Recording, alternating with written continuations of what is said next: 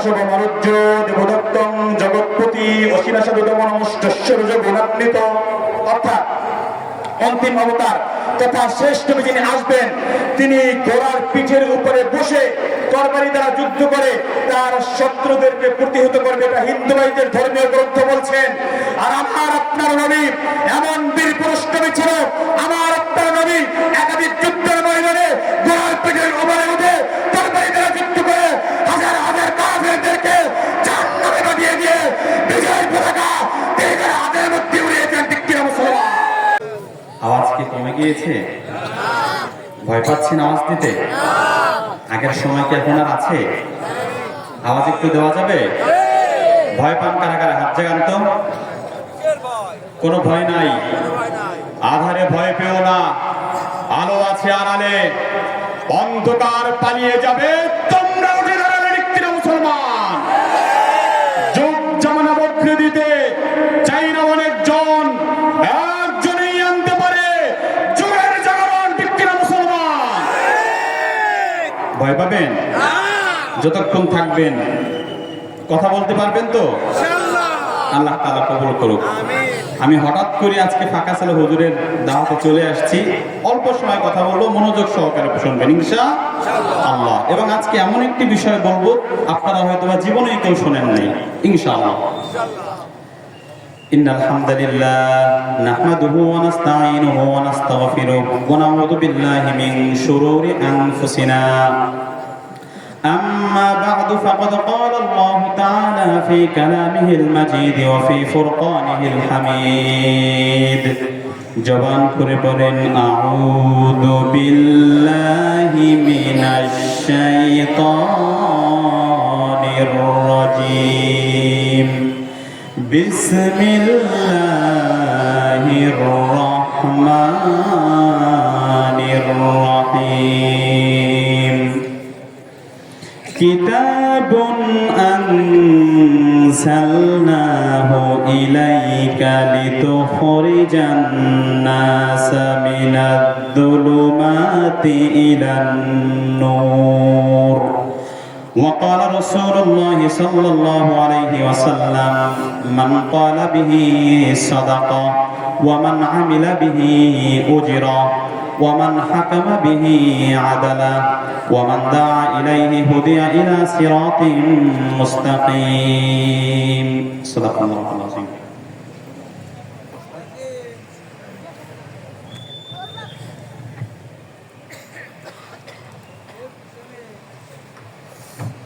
বাহাদুরপুর আশরাফুল উলুম হাফিজিয়া মাদ্রাসার উদ্যোগে বার্ষিক ওয়াজ মাহফিলে উপস্থিত সম্মানিত সভাপতি, আমার সামনে উপবিষ্ট আছেন দেশের বিভিন্ন স্থান থেকে আগত দিন প্রিয়, ইসলাম প্রিয় তৌহিদি জনতা, পর্দার অন্তরালে অবস্থানরত সম্মানিত মা ভগ্নীগণ, সকলকে জানাচ্ছি অন্তরের অন্তরস্থল থেকে আন্তরিক শুভেচ্ছা ও মোবারকবাদ। যে মহান রব্বুল আলামিন অসংখ্য অগণিত মানুষের মধ্য থেকে বাছাই করে যাচাই করে দিনের এই মজলিসে আসার ও বসার তৌফিক দিয়েছেন, হৃদয়ের সবটুকু আবেগকে উজাড় করে সে মহান রব্বুল আলামিনের আলিশান দরবারে শুকরিয়া জ্ঞাপন করি। জোরে সোরে সকলেই বলি আলহামদুলিল্লাহ। আপনারা খুশি না বেজার? কম না বেশি? শেষ পর্যন্ত থাকবেন না কারা কারা? হাত জাগান তো। সবাই থাকবেন তো?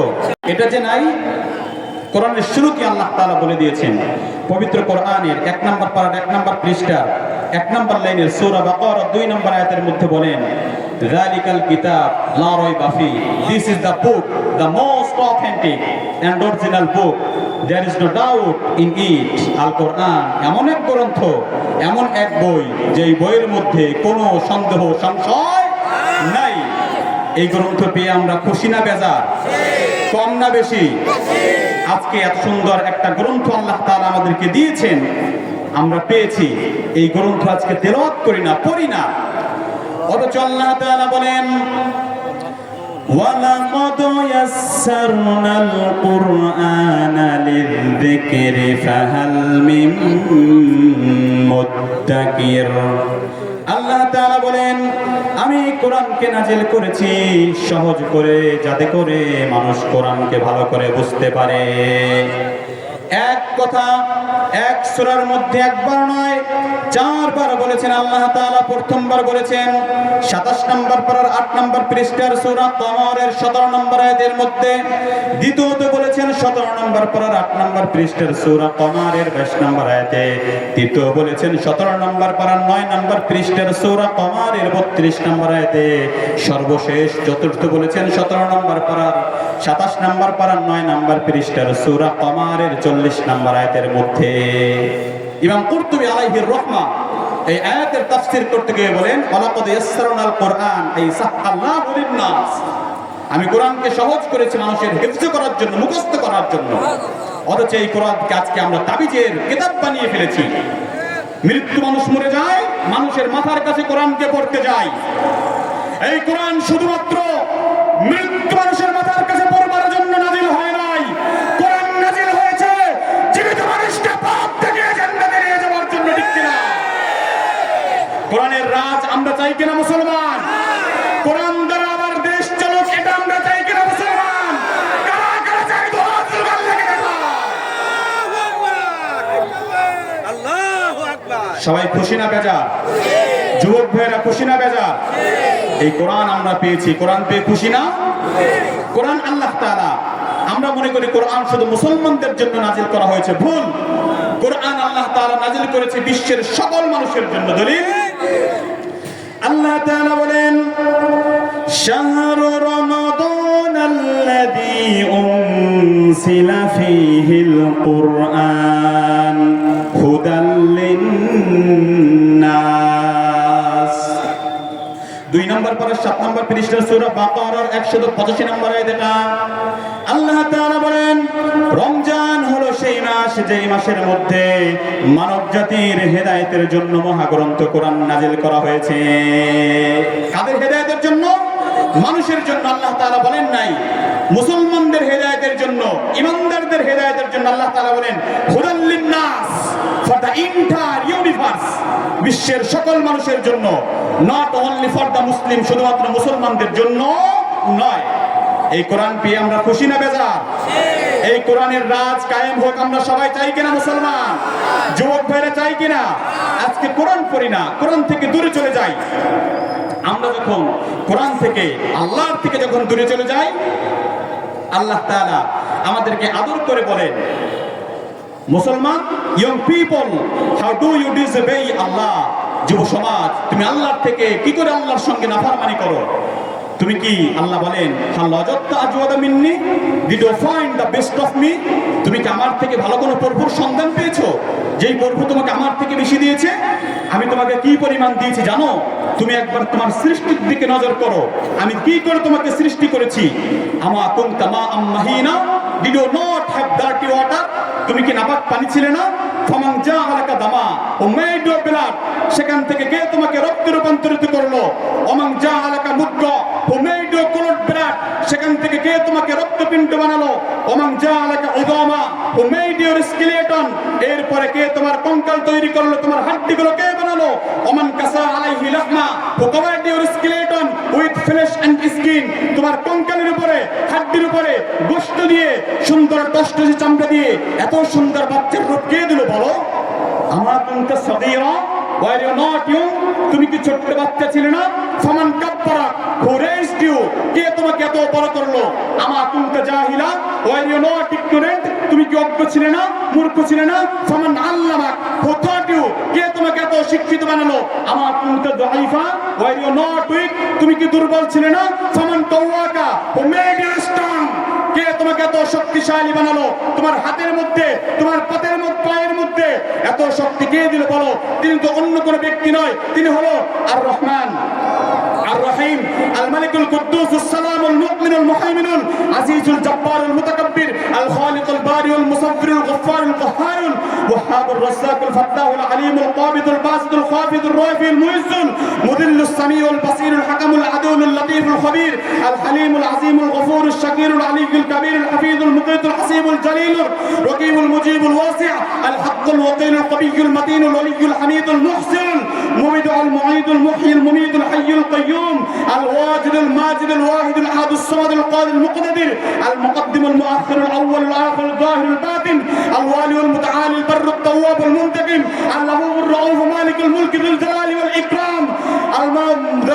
ইকরাম, হি ইজ দ্য লর্ড, তিনি হলেন আল্লাহ। ঠিক কিনা মুসলমান? এই আল্লাহকে পেয়ে আমরা খুশি না বেজা? কম না বেশি মুসলমান? এই বান্দা যখন আল্লাহর থেকে দূরে চলে যায়, আল্লাহ তাআলা বান্দাকে আদর করে ডাক দিয়ে বলেন, ইয়া আইয়ুহাল ইনসানু মা গাররাকা বিরাব্বিকাল কারীম। 30 নম্বর পারা 7 নম্বর পৃষ্ঠার 1 নম্বর লাইনে সূরা ইনফিতারের 6 নম্বর আয়াতে আল্লাহ তাআলা বলেন, ওগো মানুষ, কোন জিনিস তোমাকে তোমার পূর্ব থেকে বিতাড়িত করে অন্যদিকে নিয়ে গেল একটু বলো। অথচ তোমার কোনো নাম ছিল না, তোমার কোনো অস্তিত্ব ছিল না, কেউ তোমাকে চিনত না। আল্লাহ তাআলা বলেন, হাল আতা আলাল ইনসানি হিনুম মিনাদ দাহরি লাম ইয়াকুন শাইআম মাযকুরা। 29 নম্বর পারা 21 নম্বর পৃষ্ঠা 3 নম্বর লাইনে সূরা দাহরের 1 নম্বর আয়াতটা আল্লাহ তাআলা বলে, ওগো মানুষ, তোমার উপরে কি এমন একটা সময় অতিবাহিত হয়নি যখন তুমি উল্লেখযোগ্য কোন বস্তু হিসাবে পরিগণিত হতে না? এমন একটি সময় কি যায় নাই? আজ হতে 100 বছর পূর্বে আমরা কেউ ছিলাম, আবার 100 বছর পরে কেউ থাকবো না। এই 100 বছর নিয়ে কত মারামারি, হত্যা, রাহাজানি করে ফেলি, ঠিক কিনা? এই জন্য আল্লাহ তাআলা কোরআনকে নাযিল করেছে মানুষদেরকে শিক্ষা দেওয়ার জন্য, আমল করার জন্য। আল্লাহ তাআলা দিনকে আলোকিত করার জন্য যেমন সূর্য দিয়েছে, রাতকে জ্যোৎস্নায় ভরে দেওয়ার জন্য আল্লাহ তাআলা তারকারাজি খচিত করেছে, ঠিক একইভাবে মানুষের দুনিয়ার জীবন এবং আখিরাতের জীবনকে আলোকতার জন্য, আলোকিত করার জন্য আল্লাহ তাআলা কোরআন দিয়েছে, ঠিক কিনা? আল্লাহ তাআলা বলেন, কিতাবুন আনজালনাহু ইলাইকা লিতুখরিজান নাসা মিনায-যুলুমাতি ইলান নূর। 13 নম্বর পারা 14 নম্বর পৃষ্ঠা সূরা ইব্রাহিমের 1 নম্বর আয়াতটা আল্লাহ তাআলা বলে, ওগো মানুষ, ওগো নবী, আমি কোরআনকে নাযিল করেছি যাতে করে আপনি মানুষদেরকে অন্ধকার থেকে বের করে আলোর দিকে আনতে পারে। কোরআন পড়লে মানুষ কি হয়? ভালো হয়ে যায়, সন্ত্রাস হয়ে যায়, জঙ্গি হয়ে যায়। 15 বছর এই গল্পই শুনছি। মাদ্রাসায় পড়ে জঙ্গি, মাথায় টুপি জঙ্গি, দাড়ি রাখছে জামাত শিবির, মাথায় টুপি আছে এই বিপক্ষের দল, মানুষকে হত্যা করে, সব কিছু শুনিয়েছে। অতএব আমরা স্পষ্ট করে বলতে পারি, যারা কোরআন পড়ে, যারা হাদিস পড়ে, যারা মাদ্রাসা করে, তারা কোশ্চেন কেন জঙ্গি হয় না? ঠিক কিনা মুসলমান? ইতিহাস সাক্ষ্য, যারা কোরআন পড়ে তারা যে জঙ্গি হয় না, ইতিহাস থেকে আমরা দেখতে পাই।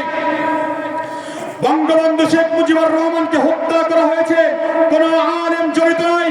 জিয়াউর রহমানকে হত্যা করা হয়েছে, কোন আলেম জড়িত নাই। পিলখানায় বিদ্রোহ হয়েছে, কোন আলেম জড়িত নাই। নারায়ণগঞ্জে 7 মার্ডার হয়েছে, কোন আলেম জড়িত নাই। সাগররুনিকে হত্যা করা হয়েছে, কোন আলেম জড়িত নাই। হলমার্ক কেলেঙ্কারি হয়েছে, কোন আলেম জড়িত নাই। শেয়ারবাজার দুর্নীতি হয়েছে, কোন আলেম জড়িত নাই। দেশের টাকা পাচার করে কানাডার মধ্যে বিড়ম্বনা তৈরি করা হয়েছে, কোন আলেম জড়িত নাই। এরপরেও যারা আলেমদেরকে জঙ্গি বলবে, বুঝতে হবে ওরা বিদ্রোহী জাহিন, যারা সন্তান। ঠিক কিনা মুসলমান?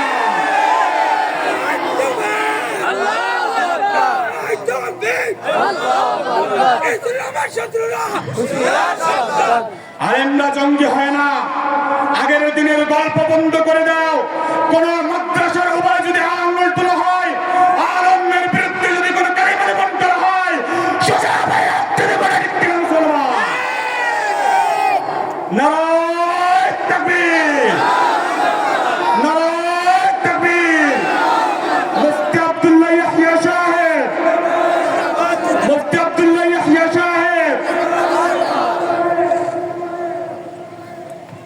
হুজুর অনুমতি দিয়েছে কিছু কথা বলবো। হুজুর আমার সরাসরি উস্তাদ এবং হুজুরের মাদ্রাসা আমি ইফতা করেছি। ইফতা পড়ার পরের বছরই হুজুর আমাকে ইফতার মসনদে বসিয়েছে, আলহামদুলিল্লাহ। কিছু কথা বলবো। ভয় পেয়ে গেছেন নাকি আপনারা? ভয় পাওয়া যাবে? ভয় পাওয়ার সময় নাই মুসলমান। আজকে নতুন করে যদি বাংলাদেশ থেকে ইসলামকে মিটিয়ে দেওয়ার চেষ্টা করা হয়, আলেম সমাজ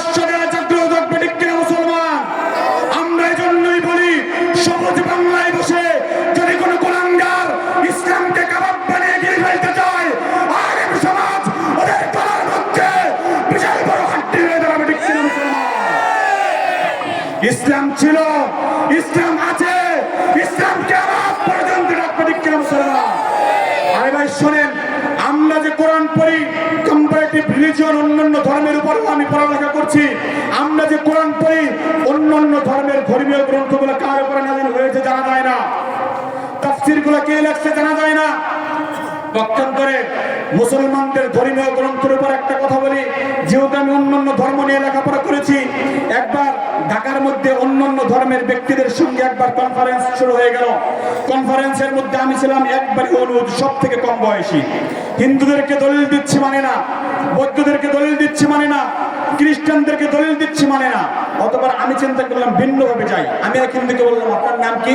কয় শ্রী অমক। বাবার নাম শ্রী অমক, দাদার নাম শ্রী অমক, তার দাদার নাম, আরে আমি এতগুলো জানি নাকি, আপনি কোন তো আপনার নাম কি? অমক। বাবার নাম অমক, দাদার নাম অমক, দাদার বাবার নাম জানি না।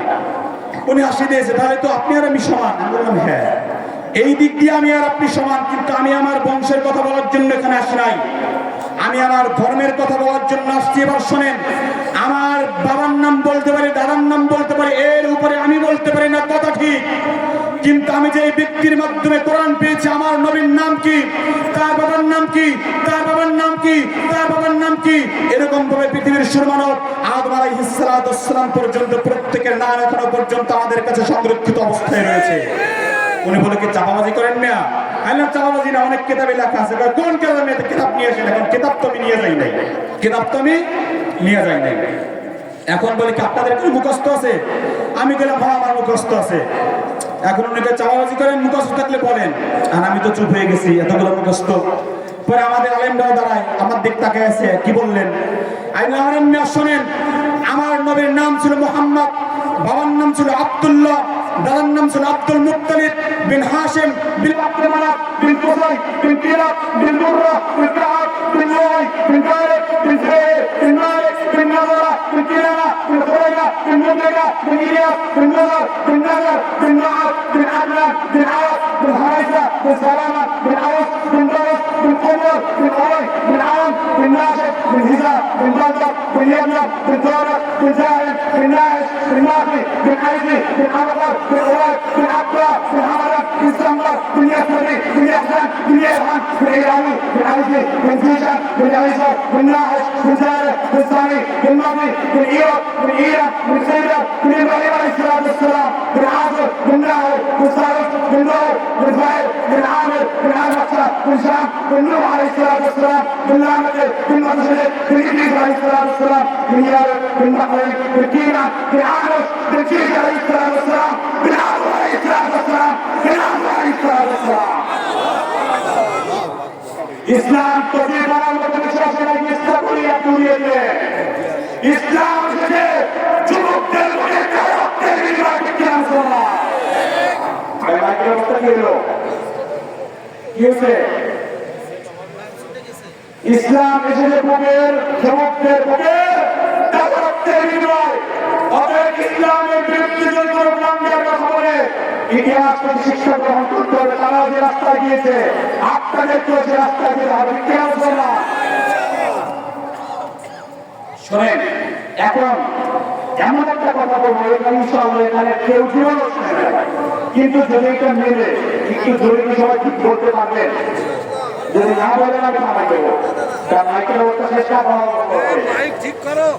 একটু জরুরি সবাই ঠিক বলতে পারবেন।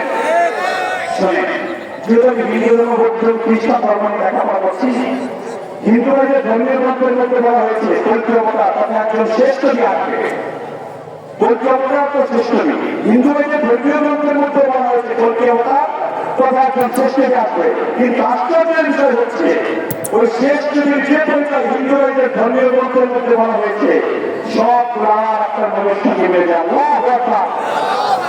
যদি এইগুলো একটা একটা করে বলি রেফারেন্স সহকারে মিলে কিন্তু চিন্তা দিয়ে ঠিক বলতে পারবে সবাই? সবাই কি পারবে? সবাই পারবে। হিন্দুদের ধর্মীয় গ্রন্থ ঋগ্বেদের 1 নম্বর মন্ত্রে 8 নম্বর সূত্রে 9 নম্বর মন্ত্রের মধ্যে বলা হয়েছে নরসংসং শ্রীবিষ্ট মমপশ্বং সপরকস্তমং দিবর সপ্তমর্ষং, অর্থাৎ অন্তিম অবতার তথা শ্রেষ্ঠ যিনি আসবেন তার নাম হবে নরসংসা।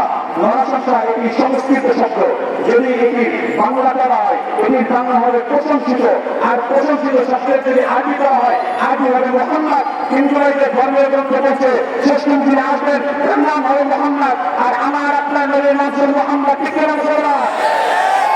সামনে যাই হিন্দু ভাইদের ধর্মীয় গ্রন্থ কয়েকটি পুরাণ আপনার পরিচয়ের 2 নম্বর অধ্যায়ের 11 নম্বর শ্লোকের মধ্যে বলা হয়েছে সমত্যাং বিষ্ণু বচস গর্ভমাদত্ত বৈষ্ণবম, অর্থাৎ অন্তিম অবতার তথা শ্রেষ্ঠ যিনি আসবেন তার বাবার নাম হলো বিষ্ণু যশা।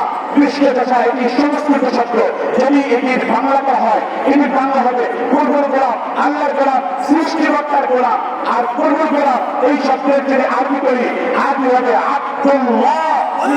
ধর্মের মধ্যে বলছেন শেষ দিন আসবেন তার বাবার নাম হবে আব্দুল্লাহ, আর আমার আপনার নামে বাবার নাম ছিল আব্দুল্লাহ। দেখতে পাচ্ছেন না? সামনে কি বলবো? শেষ করে দেবো। চলেন সামনে যাই হিন্দু ভাইদের ধর্মীয় গ্রন্থ কয়েকটি পুরাণ আপনার পরিচয়ের 2 নম্বর অধ্যায়ের 4 নম্বর শ্লোকের মধ্যে বলা হয়েছে সমত্যাং বিষ্ণু বিষয় গর্ভমাদত্ত বৈষ্ণবম, অর্থাৎ অন্তিম অবতার তথা শ্রেষ্ঠ যিনি আসবেন তার মায়ের নাম হবে সুমতি। আর সুমতি এটি সংস্কৃত শব্দ, যদি এটির বাংলা করা হয় এটির বাংলা হবে নিরাপদ। নিরাপদ শব্দ যদি আরবি করা হয় আরবি হবে আমিনা। হিন্দু ভাইদের ধর্মীয় গ্রন্থ বলছেন শেষ যিনি আসবেন তার মায়ের নাম হবে আমিনা, আর আমার আপনার নবীর মায়ের নাম ছিল আমিনা। ঠিক কিনা মুসলমান? চলেন সামনে যাই হিন্দু ভাইদের ধর্মীয় গ্রন্থ কল্কি পুরাণ আপনার পরিচ্ছেদের 2 নম্বর অধ্যায়ের 8 নম্বর শ্লোকের মধ্যে বলা হয়েছে সম্বরে বিষ্ণু যশস গর্ভমাদত্ত বৈষ্ণবম, অর্থাৎ অন্তিম অবতার তথা শ্রেষ্ঠ যিনি আসবেন তিনি সম্বল নামক স্থানে জন্মগ্রহণ করবেন। আর সম্বল এটি সংস্কৃত শব্দ, যদি এটির বাংলা করা হয় এটির বাংলা হবে নিরাপদ স্থান, আর নিরাপদ স্থানের যদি আরবি করা হয় আরবি হবে বালাদুল আমিন। আর মক্কা নগরীর অপর নাম ছিল বালাদুল আমিন। আল্লাহ তাআলা বলেন ওয়া হাদাল বালাদিল আমিন। হিন্দু ভাইদের ধর্মীয় গ্রন্থ বলছে শেষ দিন যিনি আসবেন তিনি বালাদুল আমিন তথা মক্কা নগরীতে জন্মগ্রহণ করবে, আর আমার আপনার নবী মক্কা নগরীতেই জন্মগ্রহণ করেছিল। ঠিক কিনা মুসলমান?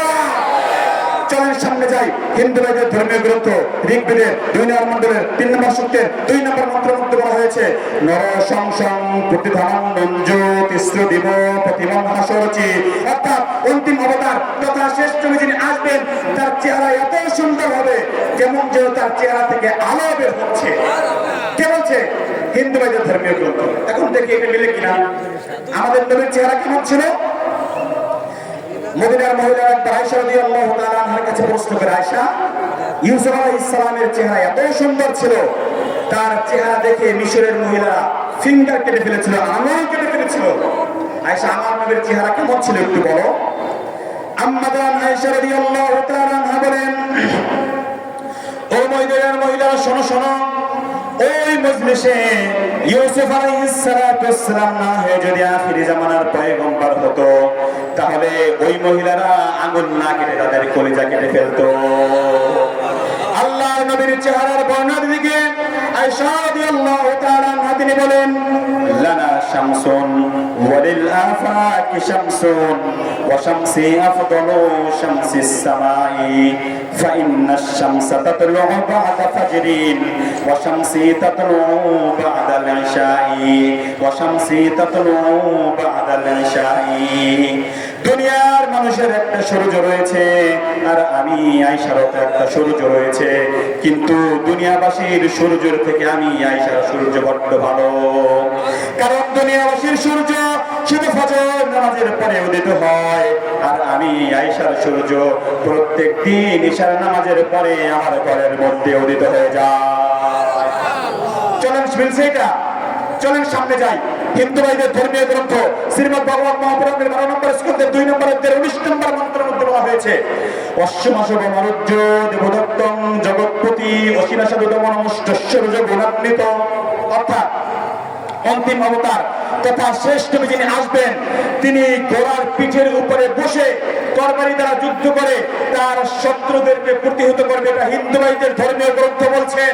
আর আমার আপনার নবী এমন বীর পুরুষ নবী ছিল, আমার আপনার নবী একাধিক যুদ্ধের ময়দানে ঘোড়ার পিঠের উপরে উঠে তরবারি দ্বারা যুদ্ধ করে হাজার হাজার কাফেরদেরকে জাহান্নামে দিয়ে বিজয় পতাকা মিলছে? চলেন সামনে যাই। হিন্দু ভাইদের ধর্মীয় গ্রন্থ শ্রীমদ্ ভগবত মহাপুরাণের 12 নম্বর স্কন্ধে 2 নম্বর অধ্যায়ের 20 নম্বর মন্ত্রের মধ্যে বলা হয়েছে, নির্পরং গচ্ছদ দর্শন কোটিশ নিহনস্যতি, অর্থাৎ অন্তিম অবতার তথা শ্রেষ্ঠ যিনি আসবেন তার পুরুষ অঙ্গের অগ্রভাগ কাটা অবস্থায় থাকবে। এটা হিন্দু ভাইদের ধর্মীয় গ্রন্থ বলছে, মানে মুসলমান দেওয়া থাকবে, খতনাকৃত অবস্থায় থাকবেন। আমার নবীর কি অবস্থা ছিল? মা আমিনা রাদিয়াল্লাহু তাআলা হাদিয়ে বলেন, দুনিয়ার কোন শিশু যখন দুনিয়ায় ভূমিষ্ঠ হয়, দুনিয়ায় জন্মগ্রহণ করানোর পরে তাকে খতনা করাতে হয়, কিন্তু আমার বাচ্চা মুহাম্মদকে কে যেন পেটের ভিতর থেকেই খতনা করিয়ে পাঠিয়েছিল। মিলছে? মিলছে? সময় কম, মিলাইতে পারতেছি না ভালো করে, আরো একাধিক রয়েছে, বলার সময় নাই। এই নবীকে ভালোবাসতে পারবো কিনা মুসলমান? নবীকে কারা কারা ভালোবাসতে পারবো? তো হাজার কাল্লাকে দেখায় হাত নামান। এই জন্যই তো বলি, এই নবীর বিরুদ্ধে যদি কোনো কুলাঙ্গার কথা বলে, নবীর চরিত্রের উপরে যদি কেউ কালেমা লেপন করতে চায়, ওরা যত বড় ক্ষমতাসীন হোক না কেন, ওদের পৃষ্ঠপোষকদের শিকার যতই গভীরে পতিত হোক না কেন, ওদের বিষটা উঠতে ফেলতে কারো রক্তযুক্তের ধারা করবে না। ঠিক কিনা মুসলমান? নবীকে ভালোবাসতে পারবো তো আমরা? ইসলামের পক্ষে থাকতে পারবো তো মুসলমান? আলেমদের পক্ষে থাকতে পারবো তো মুসলমান? কারা কারা পারবো?